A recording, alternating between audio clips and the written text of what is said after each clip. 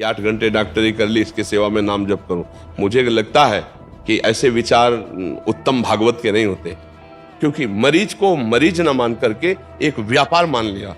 Doctor को एक व्यापार नहीं, डॉक्टर भगवान है। वो भगवान है, उस समय पिता के समान है। वो चाहे तो मरीज को तत्काल सुख देने की व्यवस्था कर सकता है। अर्थ का भाव, अर्थ के भाव में हमने देखा निरपेक्षता, मरीज से निरपेक्षता। हाँ ठीक है, इंजेक्शन लगा देना, हाँ हो जाएगा। प्रियता चाहिए। ऐसे आप बात कर रहे हो जैसे आपका व्यापार केवल है। विश्वास करो भगवान पर। धन नहीं पोषण करता, भगवान करते हैं। भगवान की कृपा का बहुत बड़ा स्वरूप होता है। बहुत उत्तम है, धन्यवाद है। हमारे भारत में ऐसे ही अगर विचार वाले सब बने ना, एक दूसरे को सुख पहुंचाने वाले, तो राक्षसी बुद्धि नष्ट हो जाए। रुपेश जी झारखंड से। राधा वल्लभ श्री हरिवंश। महाराज जी, मैं एक चिकित्सक हूँ एवं हमारे व्यवसाय भी यही है। प्रभु, हमें दिन भर में कितना घंटे कार्य धन कमाने के उद्देश्य से करना चाहिए? हमें कितना धन संग्रह करना चाहिए? मुझे लगता है कि अगर आप चिकित्सक हो तो धन का तो लक्ष्य नहीं रहना चाहिए। अगर आप भोजन भी पा रहे हो, कोई मरीज दुखी आ गया है तो आपको भोजन छोड़ देना चाहिए और दौड़ पड़ना चाहिए, क्योंकि एक एक मिनट वो बहुत भारी दुख पा रहा होगा। तो आपको भोजन बाद में पाना चाहिए। पहले डॉक्टर हो या आयुर्वेदिक हो, जो भी हो। आप कौन से उसमें एलोपैथिक है? हाँ, तो आपको तत्काल उसमें धन लक्ष्य नहीं रखना है। धन लक्ष्य रखोगे तो फिर मरीज को भगवान रूप मान करके आप आराधना नहीं कर पाओगे। वो अपने आप मिलेगा, वो तो मिलेगा। हम तुमसे ये थोड़ी करें कि धन लेना ही नहीं है। लक्ष्य नहीं रखना धन। जैसे आपका प्रश्न है कि मैं कितने घंटे करूं जिससे मेरे को धन की प्राप्ति हो जाए, इसमें इतनी तृप्ति हो जाएगी। धन से आज तक किसी को तृप्ति नहीं हुई। आपको कितने घंटे नहीं देखना, आपको देखना है कितने मरीजों को मैं सुख पहुंचा सकता हूं। परिणाम में जो आपको पेमेंट या धन मिलती है उससे परिवार का तो संचार, लेकिन आपका लक्ष्य धन नहीं है। आपका लक्ष्य कितने मरीजों को मैं रोग मुक्त कर सकता हूं, उनको कितना सुख दे सकता हूं। ये है आपके भागवतिक विचार, और वो होगा सांसारिक विचार। मरीजों से धन लेना, कितना धन ले सकता हूं जिसमें मैं सुखी होकर के नाम जप करूं एकांत में, कि 8 घंटे डॉक्टरी कर ली, इसकी सेवा में नाम जप करूं। मुझे लगता है कि ऐसे विचार उत्तम भागवत के नहीं होते। अगर मुझे रात्रि के 12 बजे तक भी लगना पड़ेगा तो मैं मरीज को सुखी करने के लिए खड़ा खड़ा कष्ट सहूंगा और कृष्ण कृष्ण बोलूंगा और उसकी सेवा करूंगा। और अगर हो सकता है उसके पास पैसे ना हो, तो अगर हमारे पास है तो मैं एक दिन भूखा रह करके भी उसको निरोग करना चाहूंगा। ऐसे से भगवान प्रसन्न हो जाते हैं। ऐसे को कोई अलग साधना नहीं करनी पड़ती मेरी समझ में। अगर आप हमारी बात को समझ पा रहे हो, आपका इसमें कोई संशय है? क्योंकि आपके नेत्र भी बता रहे हैं कि आप समझ नहीं पा रहे। बोलिए। परिवार हैं और बच्चे हैं, तो उनके लिए पर्याप्त धन का कुछ? आप पर्याप्त संख्या बोल सकते हैं क्या? आज तक कोई पर्याप्त संख्या बोल पाया क्या? ईमानदारी से बोलना। पर्याप्त संख्या बोल सकते हैं कि इसके बाद हमें नहीं चाहिए। अगर आपको 1 करोड़ मिल जाएंगे ना तो 5 करोड़ की आवश्यकता ना पैदा हो जाए तो मुझे बता देना। 5 करोड़ मिल जाएंगे ना तो 50 करोड़ की आवश्यकता पैदा हो जाएगी, पक्का। ये कभी पर्याप्त हो ही नहीं सकता। इसे सुरसा समझो।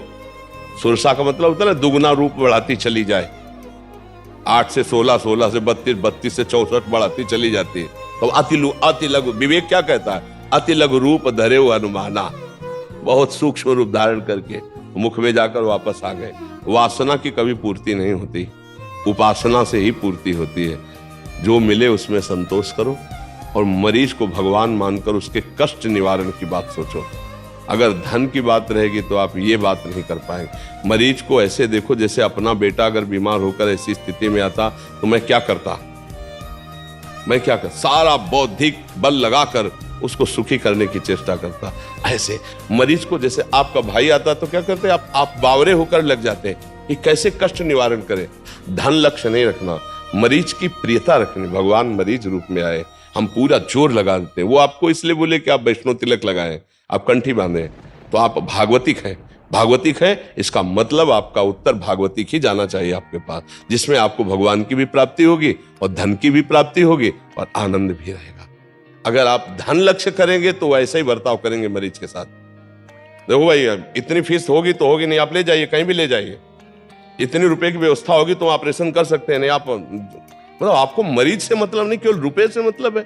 आप समझो, कई ऐसे डॉक्टर हैं जो केवल रुपए से मतलब रखने के कारण समाज से अप्रिय हो चुके हैं। क्योंकि मरीज को मरीज न मान करके एक व्यापार मान लिया।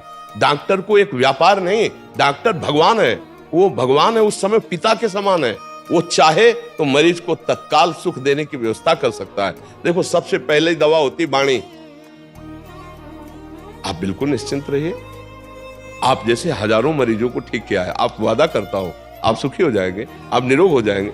भले वो 2 मिनट बाद पधार जाए, लेकिन आपके वचन अमृत जैसे गए ना, आप बिल्कुल नहीं, अरे बिल्कुल आप निश्चिंत आइए, आइए, आपका ओ ऑपरेशन कोई कष्ट नहीं होने वाला, बिल्कुल आप जान नहीं पाएंगे। ऐसे वचन बोले जाते हैं। नहीं, बहुत सीरियस मैटर है, उन्होंने बताया कि हम बहुत गलत बताया, आप बिल्कुल ठीक हो जाएंगे।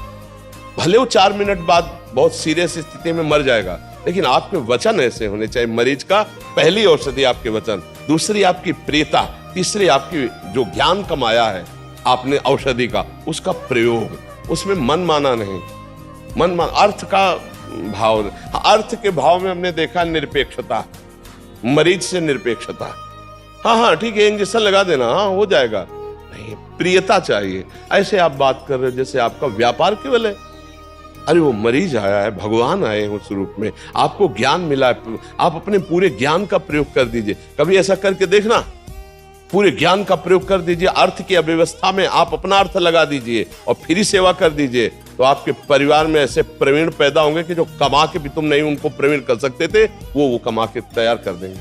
बच्चे ऐसे शालीन, सौम्य और ऐसे विवेकवान बनेंगे, ये देख देख के आपको सुखी अंदर सुख होगा। और करोड़ों बेईमानी करके दूसरे की खून और दूसरे की जान पर खेल करके रख लो, वही बच्चे तुम्हारा खून पिएंगे, ऐसे आचरण करेंगे कि घर में जाओगे तो जलोगे और बाद में थप्पड़िया के तुम्हें घर से निकाल देंगे, तुम्हारी कमाई हुई संपत्ति से तुम्हें बहिष्कार कर देंगे, तुम्हें जीने लायक नहीं रखेंगे, क्योंकि तुमने ऐसा अपराध किया तो उसका दंड तुम्हारे बच्चे ही देंगे, तुम्हारा परिवार। हमारी बात शायद थोड़ी कड़वी लग रही है, लेकिन आप अक्षरशः सत्य समझ लेना, मरीज में भगवान है और आप निष्काम भाव से डॉक्टर बने हैं तो आप उसकी, और धन तो आपको मिलेगा ही। ऐसा कौन सा कार्य है जो आपको धन न मिले डॉक्टरी में? लेकिन बेईमानी नहीं, ईमानदारी से आप, धन की प्रधानता नहीं। कई ऐसे गरीब भाई बहन बीमार होते हैं जिनके पास, अरे आजकल कितना पैसा केवल जांच में लगता है भाई। तुम्हें लगा कि 4,000 5,000, उस गरीब आदमी से पूछो जो गेहूं बेच के लाया है, किसान मेहनत करके आया, वो 5,000 क्या समझते हो? उसके लिए 5 करोड़ के बराबर 5,000 है, क्योंकि वो गेहूं बेच के आया है, वो चना बेच के आया है, जो बैल जैसी मेहनत करके कमाया। कितने का गेहूं बिके? 5,000 में कितना ढेर सारा गेहूं उसका बिक जाता है, और पैदा कितना होता। अब वहां तुम्हें इतनी जांच करो, इतना ये करो, इतना ये करो, अब उसकी तो हालत खराब हो रही है, किसी तरह अपने आदमी को जिलाना चाहता है। इन बातों को देखना चाहिए। जो धनी है, जो संपन्न है, उनसे आप पूरा हिसाब किताब लीजिए, लेकिन जो गरीब है उनके हिसाब में थोड़ी छूट कीजिए। अपनी तरफ से अपने को कम धन कमाने का उद्देश्य रख के उसको स्वस्थ रखने, तो भगवान आपके परिवार में ऐसा किसी को खड़ा कर देंगे जो बहुत धनी हो जाएगा।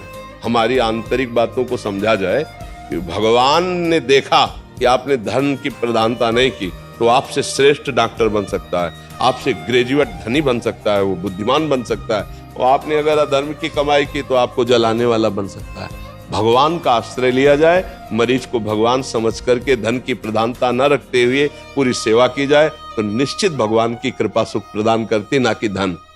आज हमारी समाज में धन की प्रधानता बैठ गई है, यही सबसे बड़ी हानि हो गई है। तो हमें लगता है डॉक्टर को हम सब समाज में भगवान कहते हैं, दूसरा नहीं कहा जाता। हम सबकी एक मान्यता है कि एक डॉक्टर हमारा भगवान है, वो चाहे हमें बचा सकता है, वो चाहे हमें मार सकता है। इतनी बड़ी मान्यता को धन से नहीं तोलना चाहिए। पूरा जीवन तुम्हारे हवाले हो जाता है। ऑपरेशन थिएटर में केवल आप होते हैं और मरीज होता है, और उसकी लिखा पड़ी होती है कि मृत्यु हो जाने पर आपको कोई दोष नहीं। अब आपका क्या कर्तव्य बनता है? चाहे अपनी जेब से पैसा लगे, अगर गरीब आदमी है तो उसका सहयोग कर देना चाहिए। बहुत अच्छे डॉक्टर, अभी हमारे पास कुछ 5-10 डॉक्टर्स आए थे, वो ब्रिज क्षेत्र की सेवाएं कर रहे हैं।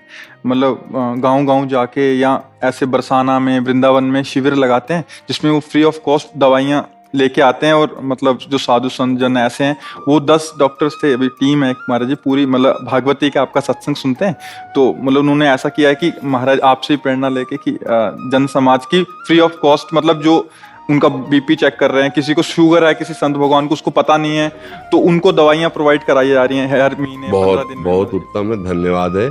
हमारे भारत में ऐसे ही अगर विचार वाले सब बने ना, एक दूसरे को सुख पहुंचाने वाले, तो राक्षसी बुद्धि नष्ट हो जाए, आसुरी बुद्धि नष्ट हो जाए, तो अब भी राम राज्य है भाई। हम जैसे विचार वाले होते हैं वैसे ही हमारा समाज होता है। अब आज हमारे समाज में शोषण बुद्धि की वृद्धि हो रही, दूसरों को दुख पहुंचाकर स्वयं सुख भोगने की इच्छा का नाम राक्षसी वृत्ति, और अपने को दुख देकर दूसरे को सुख देने का नाम दैवी संपदा। वो दैवी संपदा भागवतिक है। तो आप तो दैवी संपदावान हैं, आप विवेक से चलिए। परिवार का पोषण करने के लिए चिंता मत कीजिए। भगवान करे योगक्षेमम वहाम्यहम, विश्वास करो भगवान पर। धन नहीं पोषण करता, भगवान करते हैं। भगवान की कृपा का बहुत बड़ा स्वरूप होता है। परिवार को नष्ट होते देखा है, बड़े जमींदार, बड़े रुपया पैसा जमा, धर्म शुरू हुआ ना तो हमने बर्बाद होते देखा है, और एक गरीब घर को सजते हुए देखा, धर्म से चलते हुए। धर्म से चलो, मेहनत करके कमाओ, तो बच्चे तुम्हारे बड़े धनी हो जाएंगे। सबसे बड़ा धन होता है बौद्धिक स्तर शुद्ध होना। बौद्धिक स्तर बिगड़ गया, खूब रुपया कमाया, ड्रग्स पी रहे, गंदे आचरण कर रहे हो, किस काम का परिवार हो जाएगा। इसलिए धर्म से चलो, धन की प्रधानता न रखो।